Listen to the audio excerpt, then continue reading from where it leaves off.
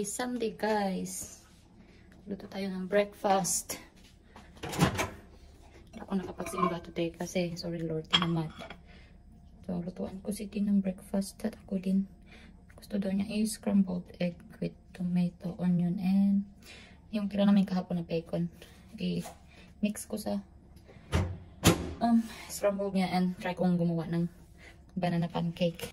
Yun na yung mixture para sa ating pancake, guys. So, yan, mashed banana, egg, milk, vegetable oil. Yan.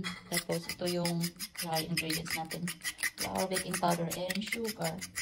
So, mix lang natin ito din. Ilagay sa pan. Yan na yung ating pancake. So, meron pa ako siguro mga 1.5 cup dyan. So, lutuin natin after dito. Then, isunod natin yung scrambled egg na tea. Yan, paluto na yung isa. Mabilis lang pala lutuin. Luto natin dalawang pancake. And meron pa akong dalawa dyan. Yung isa, bigay ko kay Chabalicious. Scrambled egg for the breakfast na kami.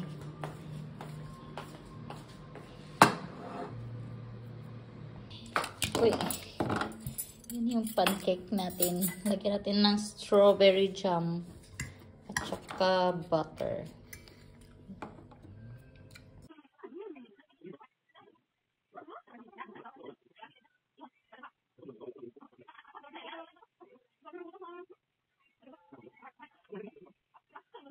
Tapos na kami mag-breakfast. In fairness, masarap yung pancake na ginawa ko. So, gagawin ko yun. Next time ulit, ay try kong blueberry naman yung ihalo natin, no? So, for sure, yung blueberry pancake, mashed blueberry lang din siguro yung ginagawa nun. So, yun, try natin next time, blueberry. Pag may blueberries tayo na stocks. So, sarap. Naalala ko, gumawa ako ng banana pancake dati nung nasa hotel pa ako nag-work.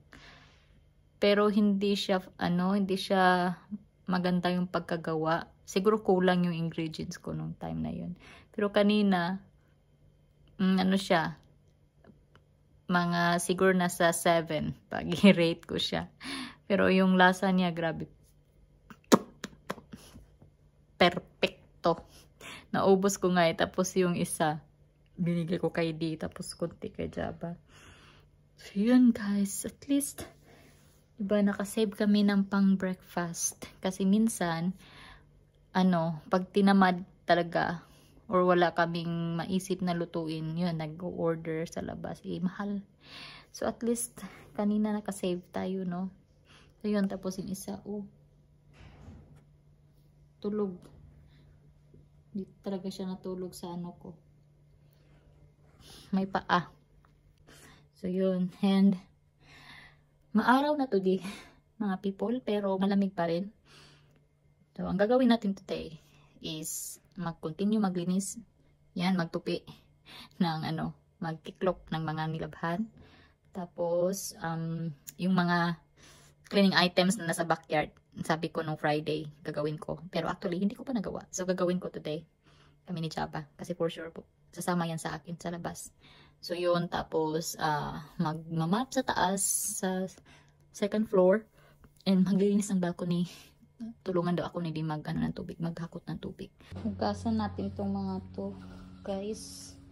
Para mapasok ko na later. Magwawalis na din tayo yan. Kasi wala si Saddam today.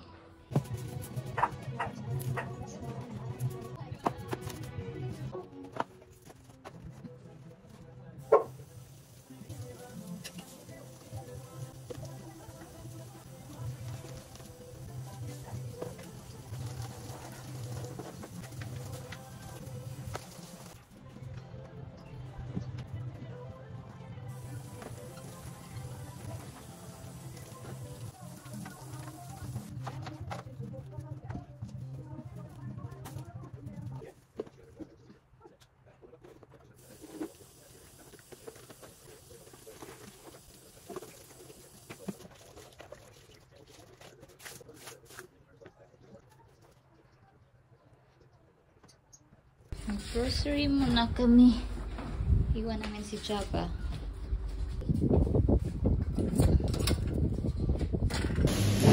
Japanese lunch tayo ngayon, guys.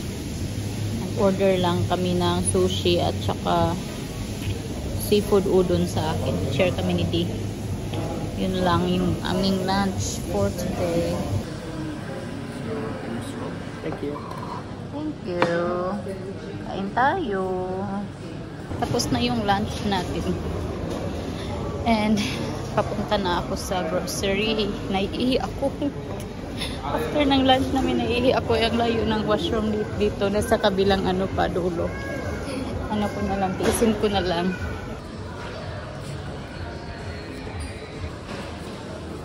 Check natin kung di ba madumi. Minsan kasi may mga yan. May plastic pa maiwan. May promotion sila ng strawberry. Oh, 19 lang. Ito na lang kunin ko kasi madami. Ano yung kunin natin, guys, kasi marami na. 19 lang.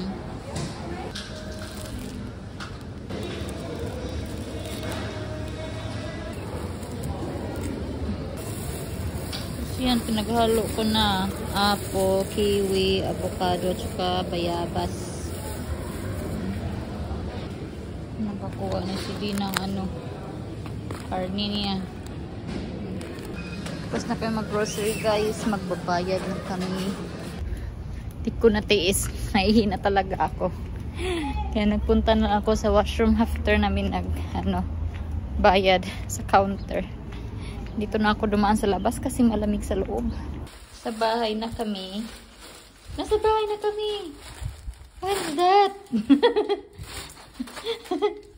What is that, babe? Tracksuit pants. Oh my goodness, it's very big. They didn't have XL. Tuwang-tuwa si Java kasi nakabalik na kami.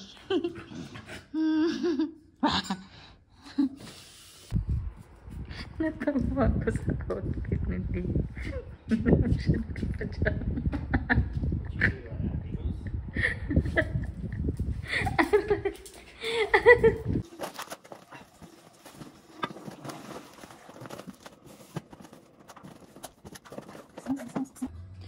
Yan yung strawberry, guys. Oh, at least madami, diba? Mahal kaya ang strawberry pag hindi naka-sale. Kaya yan, i-grab na natin. Nahugasan ko na rin yung mga prutas. Bumili din ako ng munggo at saka sticky rice ulit. Kasi mag-hot munggo ako. Yung mga pamangkin ko kasi nag-hot munggo. Tapos, nagpaibog. Kaya yan, pag may time baka next week or kailan ba pag sinipag ako. Yan, mag-hot munggo tayo. Naghahanap ako ng dato puti doon. Wala. Kasi mahal kasi yung ibang soy sauce. Kaya ito lang kinuha ko, Maggi. Kuha tayo malunggay. Kasi bili ako ng kangkong. Tapos malunggay. Fights na yan. Sabawan ko na tonight. Kasi baka hindi na lang ako magmamanok. Ito na lang. Tapos yung sobra bukas. Ulam ko lunch after work. Say hello. Say hello. Say hello. Ba tayo malunggay, guys? What? What? No, no, no. Good luck. Makakali na naman to. Yan, nakakuha na tayo ng malunggay, guys. Kunti lang kasi grabe ang taas. Nagluto ako ng sinabawang isda. Tapos kay Jabba, yung dalawang ulo, yan. Sa kanya. Yung ating isdang sinabawan. Tapos lagyan ko lang siya ng kangkong, okra, at saka malunggay. Nakailang harvest na din ako nito. Yan, nilagay na natin yung okra. Sunod natin itong kangkong. Tapos yung malunggay.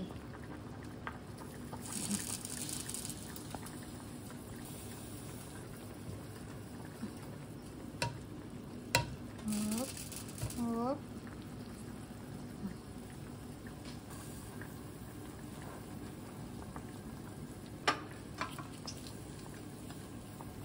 Puro greens. Tapos yan, sibuyas na dahunan. Ayan, maya-maya luto na yan. Mga 2 minutes. Tapos kakain na kami. Dinner time. Okay. Yan sa akin, gulay. And rice. Okay, back. Ang sakit ng likod ko, guys. Pati dito sa may baywang, sa may kaliwang, kaliwang part. Ngayon ko lang talaga na-realize na iba pala talaga pag nag-juntis na ganitong edad, no? Hindi ko naman to na-feel nung sa panganay ko, nung kay Drake ko eh. Hindi naman ganito kalala. Pero ngayon talaga, kanina nag-arrange ako nung mga items pa sa ilalim ng sink. Halos hindi ako makatayo. Kasi grabe ang sakit. Ang sakit hanggang ngayon nga, masakit pa rin. Wala na, tumatanda na tayo.